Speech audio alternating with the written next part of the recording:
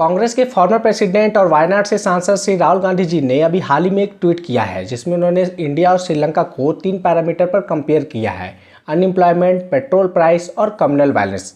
अभी जिस तरह का सिचुएशन श्रीलंका में चल रहा है उसको देखकर बहुत से लोगों ने ये कहना शुरू कर दिया है कि आने वाले फ्यूचर में भारत भी श्रीलंका की तरह बन जाएगा या फिर भारत उस रास्ते की ओर चल पड़ा है। आपको ध्यान होगा कि पिछली वीडियो में मैंने श्रीलंका के बारे में बात की थी जिसमें श्रीलंका इस सिचुएशन में कैसे पहुंचा, इसके पीछे हमने 6 से 7 कारणों को डिस्कस किया था।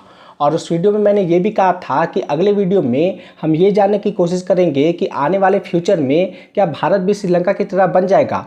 तो चलिए आज इस वीडियो में हम इसी टॉपिक पर बात करते हैं। देखिए, इसमें कोई डाउट नहीं है कि भारत का इकोनॉमिक सिचुएशन अभी उतनी अच्छी कंडीशन में तो बिल्कुल नहीं है। इन्फ्लेशन टारगेट जिसको आरबीआई ने 2 से 6% का रखा है वो 7.8% पर जा चुका है।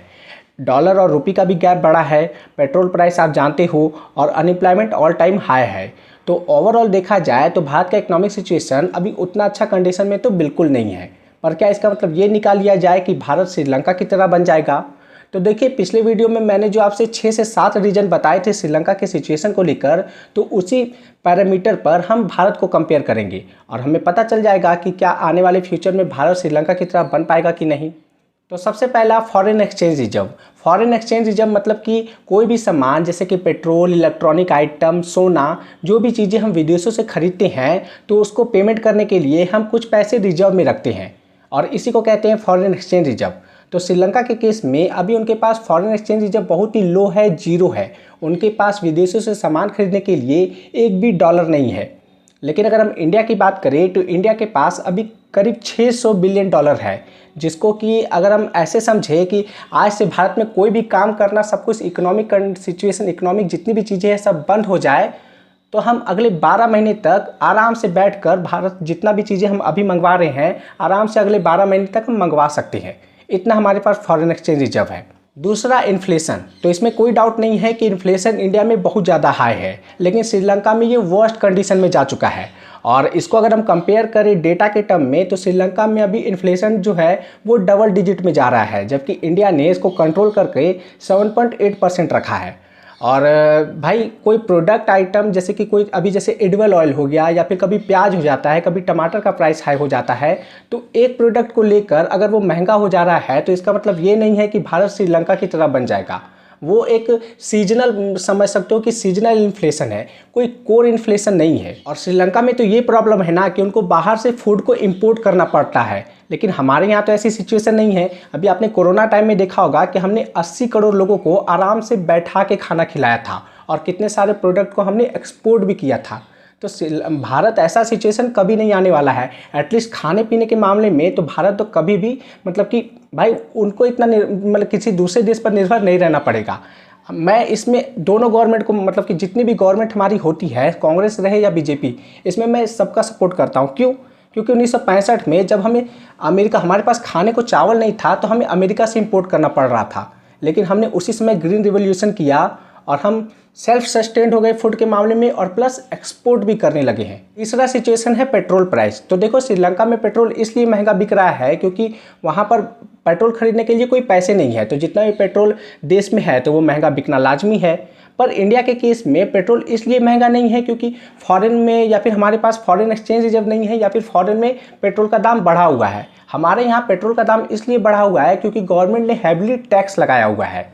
और हमारे पास हमारी जो गवर्नमेंट है, इससे पहली वाली गवर्नमेंट और अब की गवर्नमेंट दोनों ने मिलकर मतलब कि जो पेट्रोल है उसको रिजर्व करना स्टार्ट कर दिया है कि इनकेस अगर फ्यूचर में अगर कोरोना वायरस जैसी कोई कंडीशन आ जाए जिसमें अगर पेट्रोल का दाम अगर ऑल टाइम हाई हो जाए फॉरेन में, तो हम अपना रिजर्व यूज कर सकते हैं ताकि पेट्रोल प्राइस पर कोई असर ना करे। चौथा, tourism sector. Sri Lankan economy tourism पर हैवली डिपेंडेंट है। उनका 10 से 12% जीडीपी टूरिज्म सेक्टर से आता है, जबकि इंडिया में ऐसा केस नहीं है।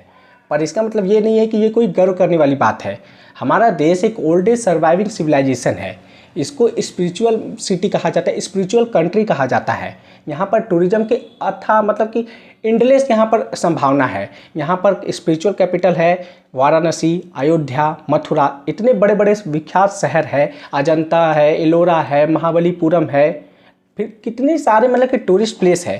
तो ये कोई गर्व करने वाली बात नहीं है कि हम डिपेंडेंट नहीं हैं। यहाँ पर फॉरेन टूरिस्ट आए तो यहाँ हमारा रेवेन्यू ही बढ़ेगा। पांचवा, फैमिली पॉलिटिक्स। श्रीलंका के पूरे शासन तंत्र पर एक ही परिवार का कब्जा है, मतलब कि चाचा का, भाई का, भतीजा का, सब ना किसी सरकार के ओहदे पर है, किसी पोजीशन पे है, किसी ना किसी डिपार्टमेंट में है।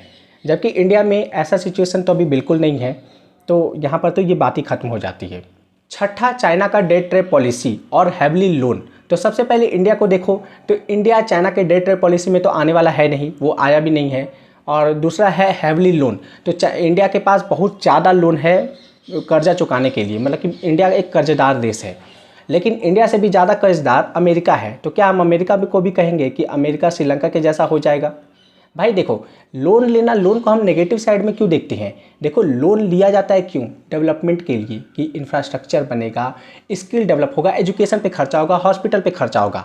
अगर गवर्नमेंट इसको सब्सिडी किसी देने के लिए या फिर फ्री भी देने के लिए अगर यूज करती है, तब ये नेगेटिवली इकोनॉमी को मतलब अफेक्ट करेगा। लेकिन जब तक ये डेवलपमेंट के काम पे करेगा, जैसे श्रीलंका में क्या हुआ, उन्होंने जितना भी लोन लिया तो उन्होंने सब्सिडी देना स्टार्ट कर दिया, टैक्स को घटा दिया, तो भाई इसका नेगेटिव इफेक्ट तो आना ही है। तो ये हमारे गवर्नमेंट को डिसाइड करना है कि, और हमारी पॉलिटिकल पार्टीज़ को स्पेशली डिसाइड करना है कि वो अपने मैनिफेस्टो में क्या रखते हैं।